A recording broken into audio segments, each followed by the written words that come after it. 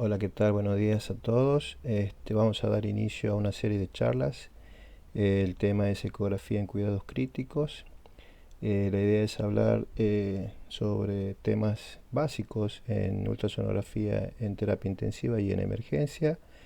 Eh, para los que no cuentan o tienen poco conocimiento en ecografía en cuidados críticos, la idea es que vayan familiarizándose y descubrir la importancia de esta herramienta en el uso diario y cotidiano en el trabajo en cuidados críticos.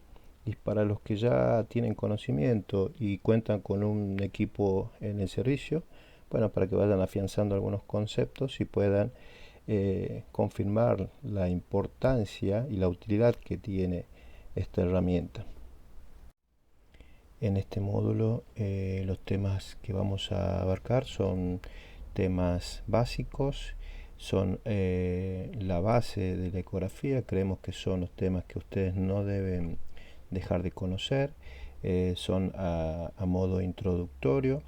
Les vuelvo a repetir conceptos básicos, ya que la ecografía en cuidados críticos sigue avanzando de a poco y seguramente luego deberán profundizar en cada capítulo. La ecografía en cuidados críticos, denominada ecografía en emergencias, ecografía bedside, ecografía en la cabecera del paciente, al pie de la cama del paciente, ecografía denominada o mejor conocida como POCUS por las siglas, con una traducción que sería ultrasonografía en el punto de atención. Lo importante es que POCUS es un concepto holístico, un todo. Deberíamos hacer una valoración ecográfica de no más de 7 minutos del paciente, ¿sí? También es denominada ecografía multisistémica y este tipo de valoración no la hace el ecografista. Este tipo de valoración ecográfica solamente puede ser realizada por el que está atendiendo el paciente, ¿sí? Debemos diferenciar la ecografía realizada por el ecografista, que tiene un concepto más estático, su finalidad es más descriptiva, tanto de lo anatómico como de lo funcional. En cambio, la ecografía realizada al pie de la cama, este concepto POCUS, es un concepto dinámico que solamente puede ser realizada por el que está asistiendo o atendiendo al paciente. Sirve para contestarnos algunas preguntas, por ejemplo, ¿está hipotenso? ¿Por qué está hipotenso? ¿Estará hipovolémico? ¿Estará perdiendo líquido en cavidad abdominal? ¿Tendrá derrame pleural? ¿Tendrá derrame pericárdico? Eh, por eso es un concepto más dinámico y todos debemos estar capacitados, tanto los kinesiólogos, los enfermeros. Es diferente, por ejemplo, que venga un enfermero y nos diga el paciente se quedó en el ritmo diurético, quizás tenga un globo vesical, a que venga un enfermero y nos diga el paciente se quedó en el ritmo diurético, le asenté el transductor, tiene un globo vesical, tuvimos que cambiarle la sonda vesical. Existen algunos que dicen de que vino a suplir al estetoscopio. No es así, vino a sumarse en la semiología completa, tanto en la inspección, palpación, percusión y auscultación. Ahora se suma la isonación y mejora muchísimo la aproximación diagnóstica. Así que es una herramienta más. Este tema en otros países ya hace muchos años que forma parte dentro de su programa o de su currícula. Son cursos que duran aproximadamente entre 14 y 16 semanas, con 4 o 6 semanas de rotaciones teórico-práctica. Lo más importante es el uso diario, la disponibilidad que tienen de equipos, el uso diario durante toda su formación, que hace la diferencia. Antes debíamos conformarnos a veces con algunos cursos, paquetes, que eran cursos básicos de no más de 2 días, donde uno aprendía los conceptos básicos y quizás no podíamos luego aplicarlos porque no teníamos la disponibilidad en los servicios de contar con un equipo. Actualmente en todas los posgrados en cuidados críticos, en el programa está el tema de ecografía, que es muy importante. En esta tabla podemos evidenciar más de 20 especialidades que se nutren o que utilizan esta herramienta importante de la ultrasonografía al pie de la cama, ¿sí? Enfermería y kinesiología también debería utilizar esta importante herramienta. Luego de dar los fundamentos de por qué debemos saber sobre ecografía, vamos a comenzar a hablar de ultrasonografía, de algunas nociones básicas y de principios físicos que nos van a ayudar a entender y a interpretar las imágenes que vamos a obtener cuando realicemos alguna exploración por ecografía. Lo que debemos saber es que el ultrasonido no es un invento, sino que es un evento físico natural que puede ser provocado por el hombre, ¿sí? Vamos a intentar mencionar algunos eventos y algunos hombres ingeniosos que a lo largo de la historia formaron parte del desarrollo de lo que hoy por hoy es el ecógrafo, ¿sí? En el año 1700, un biólogo italiano, Spallanzani, descubre la existencia de estas ondas observando cómo los murciélagos sin visión podían atrapar sus presas, ¿sí? Utilizando los ecos. En la primera mitad del siglo XIX, el físico, matemático y astrónomo Christian Doppler presenta su trabajo sobre el efecto Doppler. Estudiando las estrellas en movimiento, descubre cómo viraban de color dependiendo si se acercaban o se alejaban. Esto aplicado al sonido, cuando un objeto que emite un sonido se aleja o se acerca, cambia de frecuencia y se podían evidenciar sonido agudo cuando se acercaba y más grave cuando se alejaba. En la segunda mitad del siglo XIX, los hermanos Curie descubren el efecto piezoeléctrico, que es una propiedad de algunos cristales, ¿sí?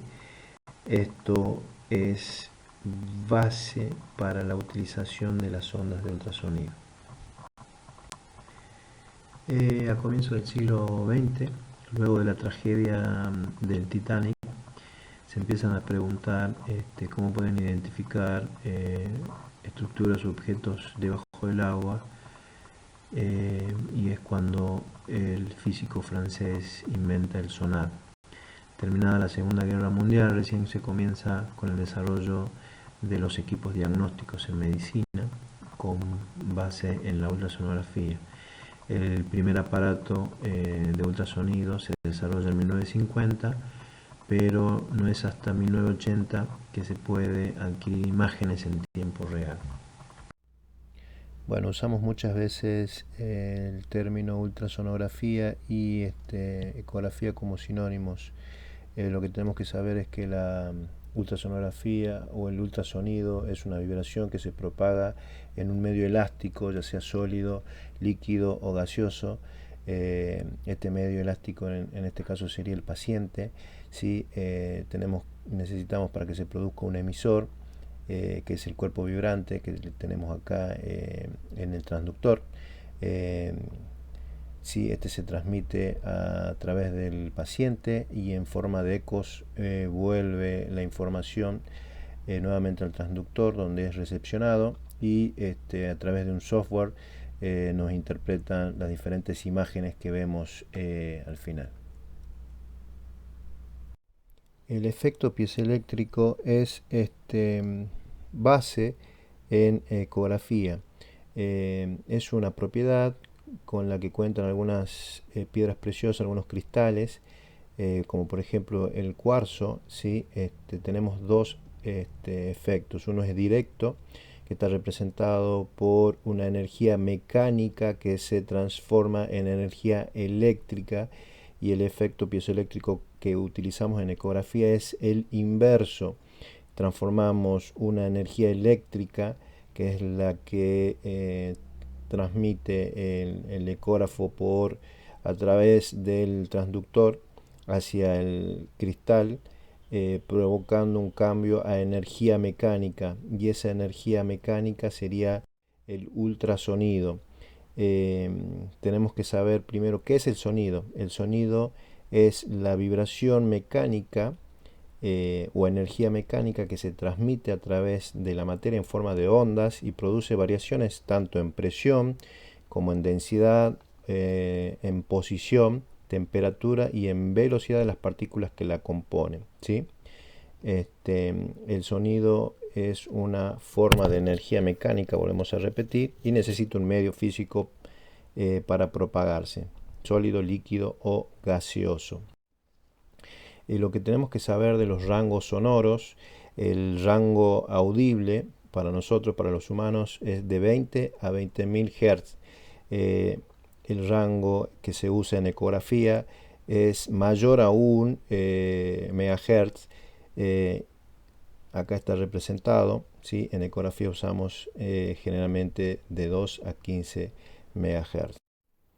Algunos conceptos físicos que debemos conocer. Uno es la frecuencia, que es el número de ciclos por unidad de tiempo. Un ciclo sobre segundo es 1 Hz. Por ejemplo, acá en la figura se ve que tenemos 2 ciclos por segundo, que son 2 Hz. Otro concepto es la longitud de onda, que es la distancia de un ciclo, ¿sí? Acá en este gráfico podemos ver la longitud de onda, que va desde una cresta hacia otra cresta. También tenemos que conocer la amplitud. La amplitud tiene que ver con la altura de la onda, ¿sí? Tenemos que saber que a mayor frecuencia, mayor resolución.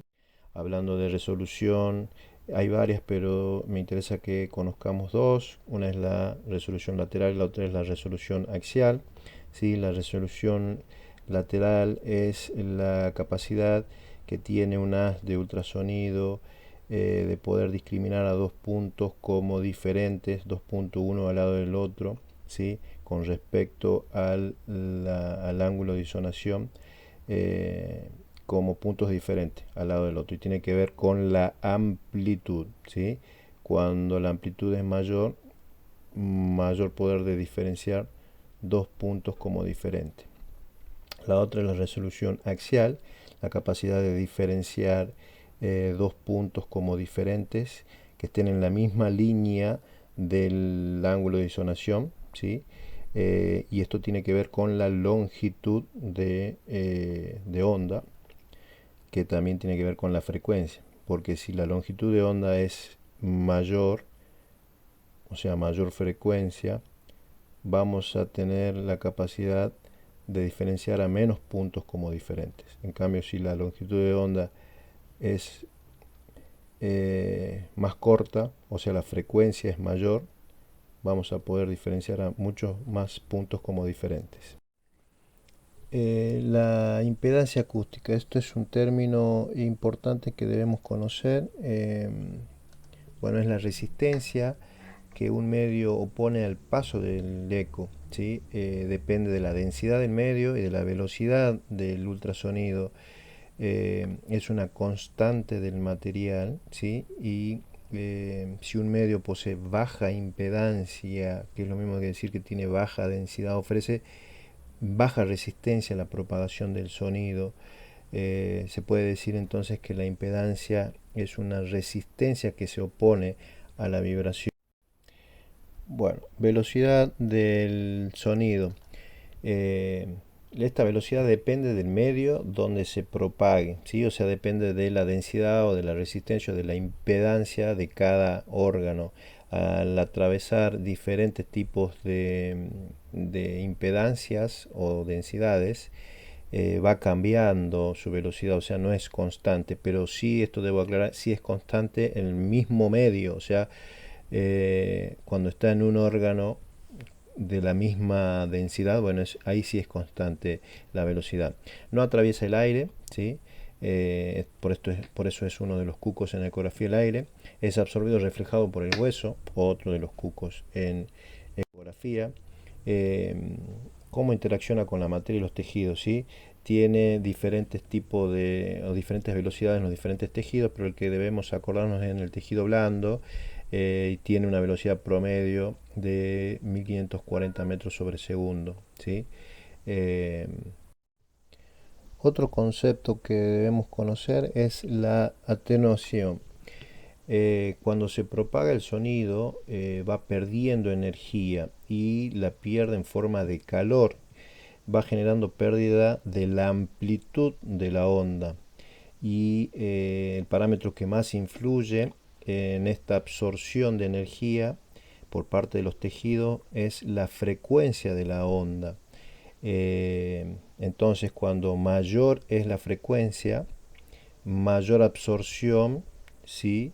Tenemos, por lo tanto, eh, tiene menor capacidad de penetración, y cuando menor frecuencia tiene, menor absorción tiene, por lo tanto, mayor penetración. Eh, Refracción, ¿qué es la refracción? Bueno, cuando el sonido cambia de dirección en la interfase. La interfase es cuando cambia de una densidad, cuando pasamos de una densidad a otra. En ese punto tenemos una interfase, ¿sí? Cuando llegamos a esa interfase, la refracción sería que eh, parte de los ultrasonidos avanzan y parte cambian en dirección. Y la reflexión es cuando el sonido llega a esta interfase, choca con ella, una parte es reflejada y la otra parte continúa avanzando, ¿sí? La intensidad de la refracción y reflexión que experimenta el ultrasonido es proporcional a la impedancia de los tejidos, dependiendo. Bueno, cómo fuimos avanzando en cuanto a tecnología y en cuanto a la evolución de los equipos. Antes contábamos con equipos grandes que eran fijos, y cada vez se fueron haciendo equipos más pequeños, portables, quizás con menor capacidad que los grandes, pero bueno, con la tecnología ahora eso se fue equilibrando, ¿sí? Así que actualmente tenemos equipos bien portátiles, que estos son los que nos favorecen en lo que es cuidados críticos, porque podemos llevarlo de un lugar a otro sin ningún problema. Bueno, los traductores. Tenemos diferentes tipos de traductores. Lo que me interesa que conozcan son estos tres, que son los que más se usan, los que más disponibilidad tenemos. Este es el convexo, ¿sí? Generalmente lo usamos para la parte abdominal. También se puede hacer pulmonar. Este es el lineal, que tiene una alta frecuencia, mejor definición, poca penetración, y se usa para todo lo que es más superficial, muscular, glandular. Lo usamos mucho también para la parte pulmonar. Este es el sectorial, que tiene baja frecuencia, o sea, tiene una muy buena penetración. Lo usa generalmente el cardiólogo cuando hace la ecocardiografía. Nosotros lo usamos mucho para lo que es la valoración en Doppler transcraneal. Personalmente es uno de los que más utilizo cuando contamos con equipos que son multifrecuencia. Podemos con este solo transductor hacer la mayoría de las valoraciones en los. Si no podemos contar con todos estos transductores, deberíamos tener al menos el lineal y el sectorial, que con estos cumpliríamos o podríamos valorar la mayoría de los órganos de nuestros pacientes. Si no tenemos toda la disponibilidad, al menos el que mayor utilidad le podríamos dar es al sectorial. Nobleza obliga, este doctor es Liechtenstein, es bueno, el padre de la ecografía en cuidados críticos, y todas las publicaciones que tiene realizada el doctor, todas las valoraciones están realizadas con este transductor, que es un microconvex. Entonces, si podríamos contar con este microconvex, sería como el transductor universal para la ecografía en cuidados. Cuando vemos una imagen y queremos describirla, Utilizamos cierta terminología. Cuando hablamos de ecogenicidad, hablamos del grado de formación de ecos que tienen los tejidos cuando son atravesados por el haz. Es el grado de brillo de la imagen. Anecogénico es cuando una imagen no muestra ecos internos, aparece como una imagen oscura o negra. Isoecogénico cuando es similar al tejido que lo rodea. Hipoecogénico, menos ecos, vemos un poquito más oscuro que los tejidos que los rodean. Hiperecogénico, más ecos, o sea, más brillo que el tejido que los rodea. Eh, bueno, cuando tenemos una elevada amplitud que retorna en forma de ecos al transductor, vamos a observar imágenes hiperecogénicas, y cuando retornan al transductor ecos con baja amplitud, vamos a ir viendo las imágenes menos brillantes y más hipoecogénica o anecogénica, ¿sí? Hiperecogénico, ¿sí? Por ejemplo, el hueso, el aire, que son los que no transmiten el sonido, reflejan todo el sonido, los músculos, y así en forma decreciente se van disminuyendo en ecogenicidad hasta lo anecoico, ¿sí? Que sería el líquido. Eh, bueno, tenemos que conocer un poquito cuáles son los mandos. En el ecógrafo siempre tenemos teclados. El teclado es similar al de la computadora, donde podemos ingresar nombre del paciente, diferentes datos. Tenemos un sector generalmente en una región lateral de la consola, donde tenemos perillitas de ganancias. Son ganancias por sectores que representan a todo el largo de la imagen, desde la superficie hacia la profundidad, ¿sí? Al ir atenuándose los ecos, van perdiendo fuerza y ganancia. Entonces generalmente nosotros vamos a los sectores más bajos, más profundos, le vamos dando un poquitito más de ganancia para que esos ecos lleguen con un poquito más de fuerza hacia la profundidad. Después tenemos siempre una perilla donde es ganancia total, donde aumenta un poquito la potencia en la totalidad de la imagen.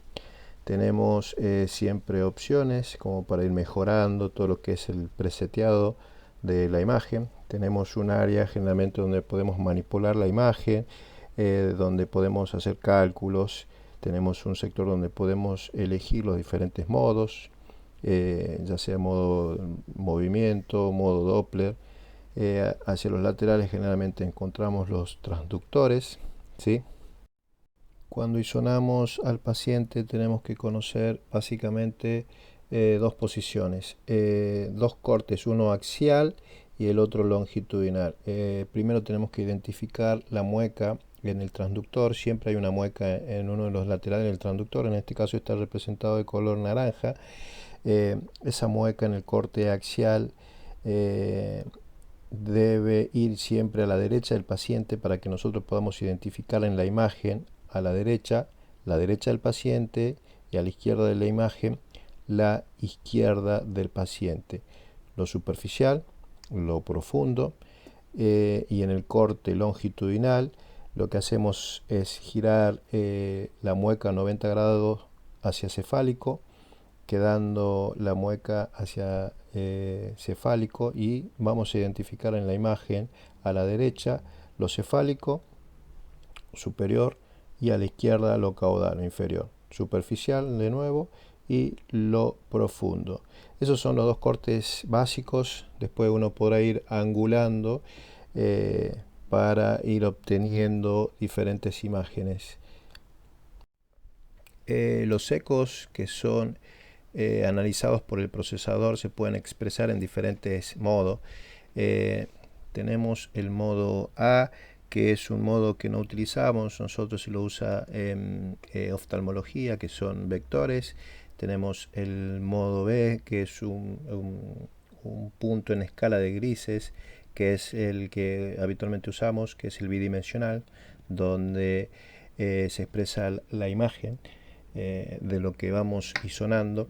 El modo M, que es un punto móvil, que también se utiliza bastante, el modo movimiento, y el modo D es el efecto.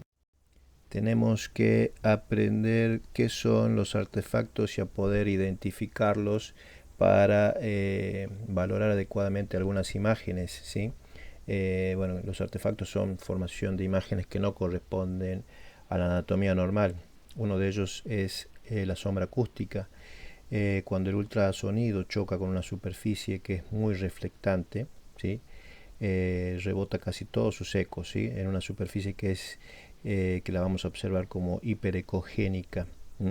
Generan detrás una zona anecogénica que se denomina sombra acústica posterior, ¿sí? Este es el objeto, acá estamos viendo una vesícula, un cálculo que refleja casi todos sus ecos y no deja pasar ecos posterior a esto, a esta imagen, provocando este artefacto, ¿sí? De sombra acústica posterior. El refuerzo posterior. Cuando el haz atraviesa una zona que tiene poca atenuación y pasan fácilmente el haz de ultrasonido, produce un falso aumento de ecogenicidad al rebotar en la pared anterior y luego posterior hasta que se agota. Y bueno, esto podemos observarlo en estructuras líquidas con pared. Por ejemplo, acá estamos viendo la vesícula y en esta estructura que es de contenido líquido pasan con facilidad los ecos y da este refuerzo posterior, ¿sí? Con esta hiperecogenicidad. La reverberancia, y esto es importante porque ya entramos a la parte de artefactos que se pueden evidenciar en pulmón, y esta era una de las cuestiones por la que antes se sabía o se decía que el pulmón no podía ser evaluado por ecografía, ¿sí? Lichtenstein es uno de los que estudió, hizo muchas valoraciones a nivel pulmonar y bueno, descubrió que a través de artefactos se puede valorar en forma correcta el parénquima pulmonar.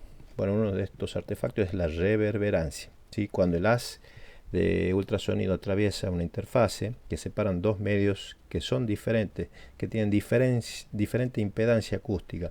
Cuando pasa de la pleura al parénquima pulmonar, que está completamente agregado, ¿sí? Al tener una importante diferencia en impedancia, provoca lo que se llaman estas líneas. Esta es una línea A, que son imágenes hiperecogénicas de la pleura que se repite sobre la superficie agregada del parénquima. Son equidistantes a la pleura, ¿sí? Otro de los artefactos es la cola de cometa, son las denominadas líneas B, ¿sí?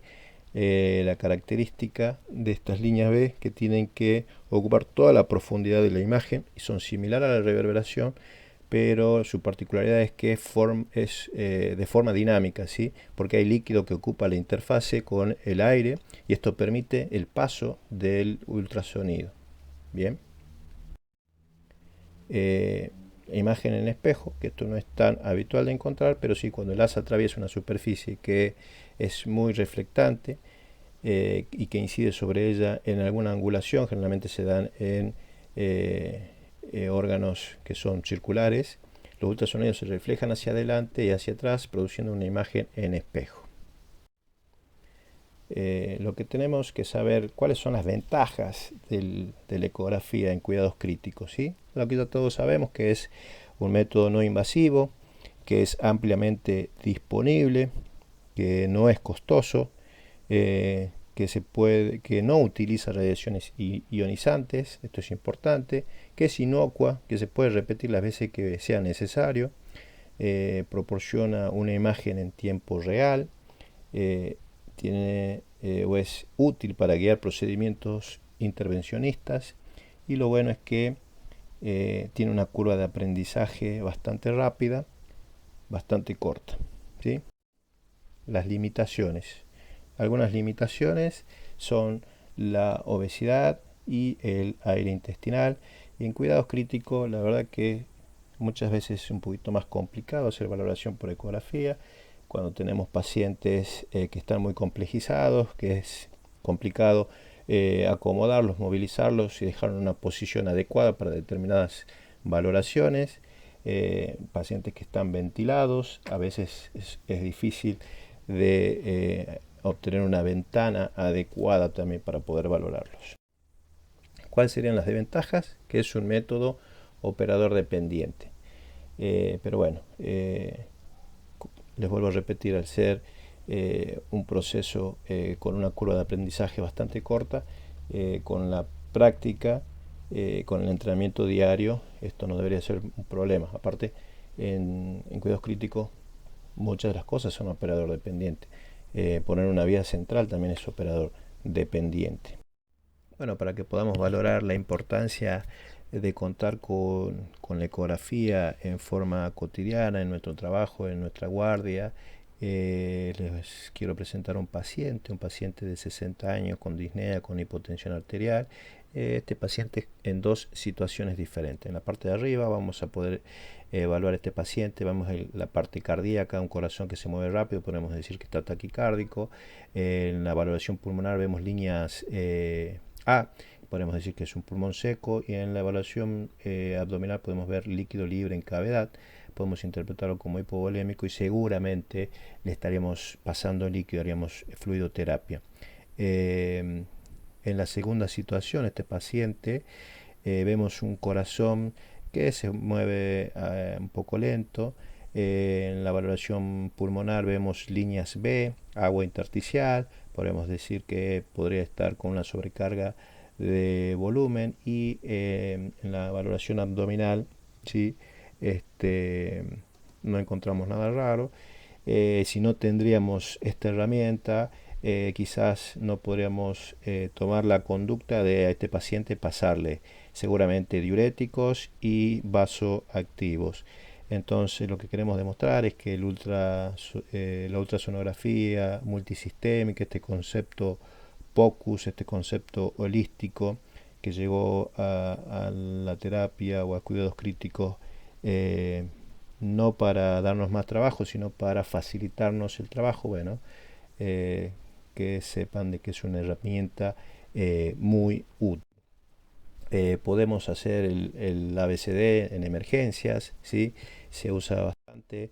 Podemos valorar la vía aérea, ver si el paciente está bien intubado, si está intubado en esófago.